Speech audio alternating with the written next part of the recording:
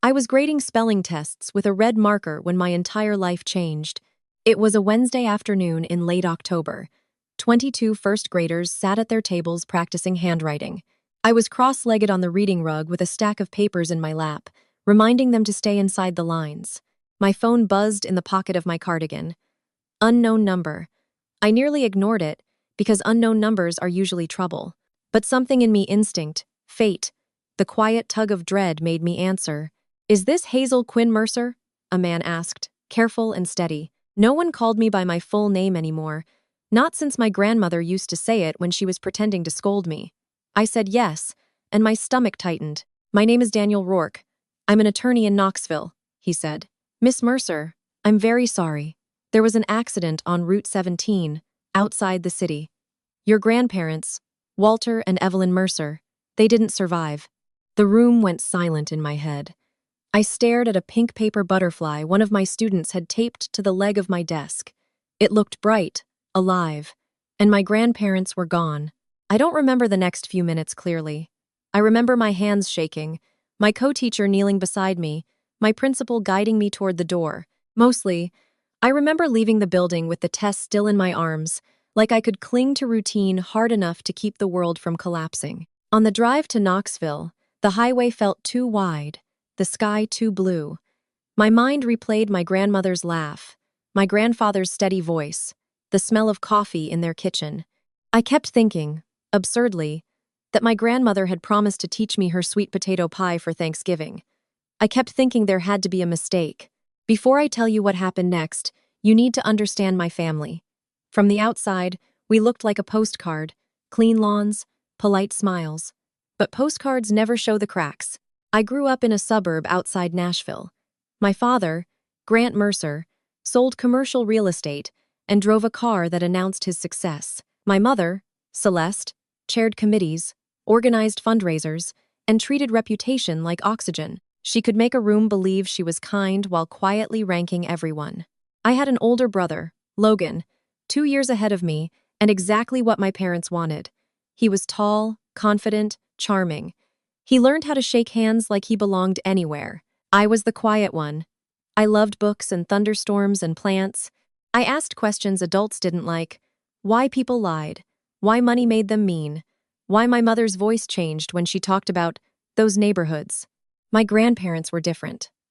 Walter and Evelyn Mercer lived outside Knoxville in a modest house on Ridgeline Road, with creaky porch steps and a swing that squeaked. They weren't flashy. Their kitchen was warm.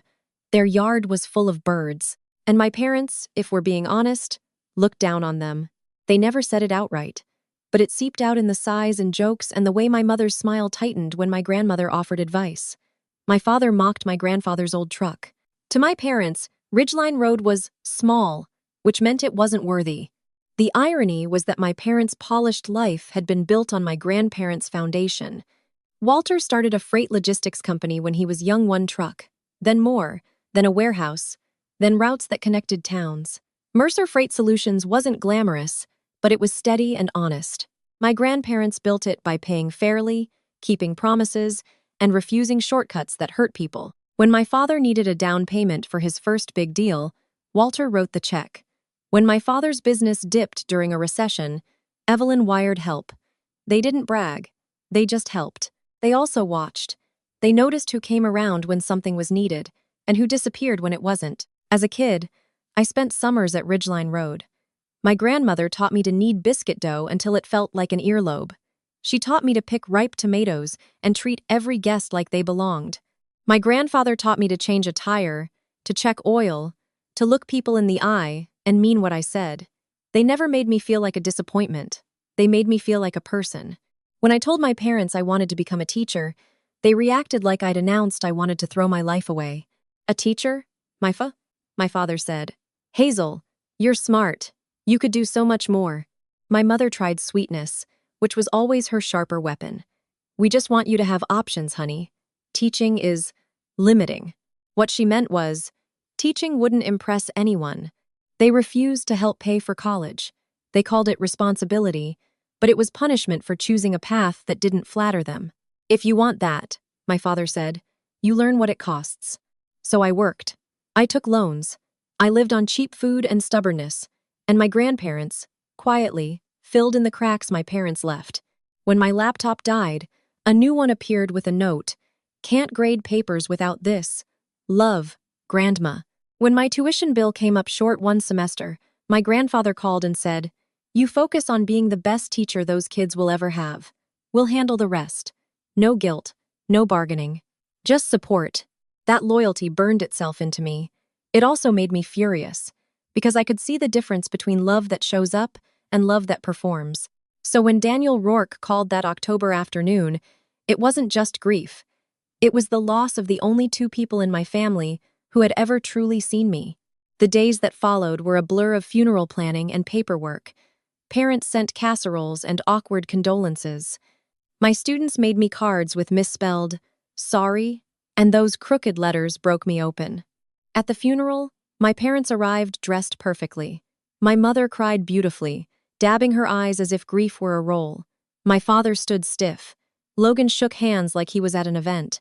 The church, however, was full of people who loved my grandparents by showing up. Truck drivers, warehouse workers, neighbors, small business owners, the pastor who'd visited my grandmother years ago, people who remembered favors my grandparents had done quietly. When it was my turn to speak, I walked to the podium and realized I wasn't only mourning Walter and Evelyn. I was mourning safety. I talked about my grandfather's habit of keeping coffee on because, if someone walks in, you offer them something warm. I talked about my grandmother's talent for making every person feel like they had a place at her table. Then I sat down and shook. 2 days later, Daniel Rourke called again. "There will be a will reading," he said, "tomorrow morning." My parents were eager in a way that made my skin crawl. Grief, for them, had a calendar. We met in Daniel's office downtown. A long wood table, neutral art, bottled water no one touched. Daniel sat at the head with a folder. Another attorney sat beside him, silent and watchful. Daniel read the standard legal language, then cleared his throat. "The entirety of the estate," he said, "including all shares of Mercer Freight Solutions, the property at 4412 Ridgeline Road, and all liquid and investment accounts, valued at approximately $31 million. My mother inhaled sharply. Logan sat up straighter. My father's eyes sharpened with that hungry focus he used in negotiations. "Is bequeathed to one beneficiary." My father's mouth twitched. Daniel looked up. Hazel Quinn Mercer. The silence that followed was charged, heavy, furious. My father laughed once, sharp and disbelieving. "That's not funny." "It isn't a joke," Daniel said evenly. "There must be a mistake," my mother said. "There is no mistake," Daniel replied. "Your parents were clear." Logan's eyes cut to me, contempt clean and bright. "What did you do?" he muttered. I had no answer except the truth. I loved them, and I showed up. Daniel continued. My parents were left smaller trusts enough to keep them comfortable, not enough to feed entitlement. Logan received a set amount. I received everything else, along with full authority. When the meeting ended, my parents didn't hug me.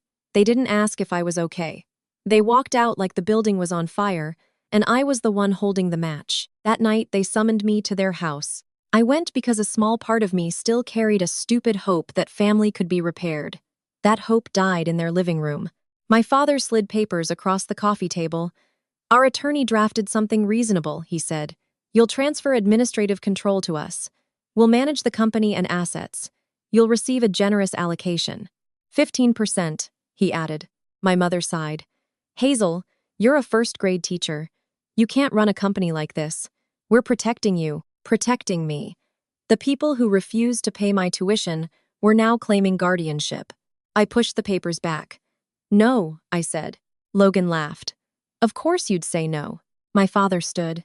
You don't understand what you're doing. Don't be selfish. If you think the will is invalid, I said, challenge it. His eyes narrowed. We will. And they did. They filed a contest, claiming my grandparents weren't of sound mind. They hinted at undue influence, suggested I'd manipulated two elderly people into cutting off their own son. They dragged my name through legal documents like it was sport. It could have crushed me, except my grandparents had seen it coming. Daniel didn't just have a will, he had a fortress. Medical evaluations confirming my grandparents' competence. Letters from their physician, their pastor, their financial advisor. Statements from neighbors. Records showing my grandparents had discussed this decision for years. And then there was the video. Daniel called me in and played it on a laptop. My grandparents sat on their porch swing, a plaid blanket over Evelyn's lap. Walter held her hand. Evelyn looked into the camera. "If you're watching this, sweetheart, then it's already happened," she said. Walter sighed. "Grant's going to be angry," he said. "Celeste will act hurt. Logan will talk like he's owed the world." Evelyn squeezed his hand. "Hazel, we love you. This isn't about punishment. This is about trust." Walter leaned forward. "We built what we built by treating people right. Over the years, we watched our son choose appearances over integrity. We watched him treat help like entitlement." Evelyn nodded. "And we watched you show up, when there was nothing to gain, when no one was watching." Walter's voice thickened. "You didn't bargain for our love. You just loved us." Evelyn smiled through tears. "So we're giving you responsibility. Use it to do good. Build something kinder than what you came from." Then my grandmother tilted her head. "And if they try to take it," she said gently, "they'll show you who they are. Believe them." I cried so hard I couldn't breathe, because even in death my grandparents were still shielding me. The case lasted 3 months. My parents' attorneys painted me as a schemer, a lonely teacher clinging to rich grandparents. But the evidence was overwhelming. The judge ruled the will valid. The estate stayed with me. When the ruling came down, my father didn't call. My mother didn't text. Logan blocked me everywhere. Just like that, my biological family vanished. And in the quiet they left behind, something surprising happened. People showed up. Dolores, my grandmother's best friend, arrived at Ridgeline Road with notebooks and casseroles. Hector, who'd worked in the warehouse since he was 18, offered to walk me through operations step by step. Marcia, the office manager, handed me a binder and said, "Your granddad told us to take care of you." Drivers stopped by to shake my hand. Neighbors brought pies and stories. The pastor invited me to dinner like grief didn't make me a burden. They treated me not like a stranger with a lucky inheritance, but like Walter and Evelyn's girl. The first morning I walked into Mercer Freight as the owner, my knees almost gave out. I wore a cheap blazer and flats that pinched. I felt like a child in adult clothes. Hector met me at the door. "Morning, Miss Hazel," he said. "Your granddad's office is ready." Walter's office looked like him, practical, organized, humble. An old coffee pot sat on a warmer. A handwritten sign above it read, "Help yourself. Tell me what you need." I stood there a long time, staring at that sign. Then I sat down and began learning. In the weeks after the ruling, I learned that inheriting power is not the same as knowing how to use it. I sat with Marcia while she explained payroll cycles and vendor contracts. I walked the warehouse with Hector, listening to the rhythm of forklifts and the language of schedules. I met drivers who had known my grandfather for decades, and who spoke about him the way people speak about a fair judge: firm, consistent, protective. At night I lay awake, terrified I would ruin what he built. One afternoon, I found a battered notebook in Walter's desk drawer. It wasn't a ledger. It was a list of names with short notes beside them. "Manny daughter sick. Check in. Rita car trouble. Give extra shift if she wants. New hire first week. Bring coffee." At the bottom, in my grandfather's blunt handwriting, were 5 words: "Do the right thing daily." I sat there and cried again, not from sadness this time, but from the pressure of being trusted with a standard that high. I also learned how loneliness sounds when it's quiet. My parents' absence wasn't dramatic. It was simply empty space where birthdays and phone calls should have been. Some nights I almost reached for the phone anyway, almost apologized for a crime I hadn't committed, almost offered them control just to stop feeling like an orphan. Then I would remember my grandmother's eyes on that video, steady and sure, and I would put the phone down. Slowly, decision by decision, I stopped trying to earn love that came with conditions. I started earning something else instead: competence, confidence, and a community that didn't ask me to shrink. When mistakes happened, I owned them. When people did well, I praised them publicly and paid them better. Each small choice felt like laying a brick in a house my grandparents would recognize, sturdy enough to shelter others for years. People think money fixes grief, fixes loneliness, fixes rejection. It doesn't. Money didn't bring my grandparents back. Money didn't make my parents love me. Money didn't erase years of feeling like I was earning a seat at my own family table. What money did give me was choice. I could become my parents, protect the image, hoard control, treat people like assets. Or I could become my grandparents, use what I had to build something that outlived me. In my grandparents' files, I found a folder labeled Community Fund. Inside were rough plans for a local foundation, scholarships for first-generation students, classroom, supply grants, emergency help for families hit with medical bills, support for food banks. My grandmother's note in the margin said, "Help the ones who work hard and still get overlooked." So I funded it, $8 million in the first year, and I kept teaching. Teaching was never the problem. Being mocked for it was. I loved my classroom. I loved watching a child's face change when reading finally clicked. I loved the small victories that never make headlines, victories that still change a life. So my mornings stayed the same: phonics, math, kindness lessons, scraped knees, and laughter. My afternoons became board meetings and warehouse walks. My evenings became grant applications, budgets, and hard decisions. I was tired, but for the first time, my life felt stitched together. The following Thanksgiving, I hosted dinner at Ridgeline Road. It wasn't fancy. It was exactly the kind of dinner my grandparents would have made.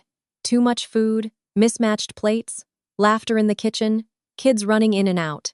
Hector brought his family. Dolores brought banana pudding. Marcia brought homemade rolls. 2 drivers showed up with a smoked turkey they'd made themselves. My co-teacher came, and so did my principal. A young woman who'd received the first scholarship came too nervous at first, then glowing as everyone welcomed her. At one point, I slipped onto the porch and sat on the swing. The yard was quiet, the windows glowed warm. Inside, voices rose and fell in the messy music of belonging. I imagined my grandparents sitting beside me, and I understood what they'd been teaching me all along. Real wealth isn't what you collect. It's what you build in other people. It's a classroom that never runs out of crayons because someone decided those kids mattered.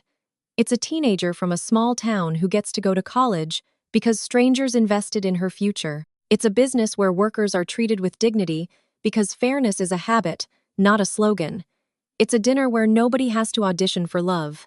If you've ever felt invisible in your own family, hear me. The people who truly see you exist. Sometimes they aren't the ones who share your blood. Sometimes the ones who were supposed to love you will show you exactly who they are.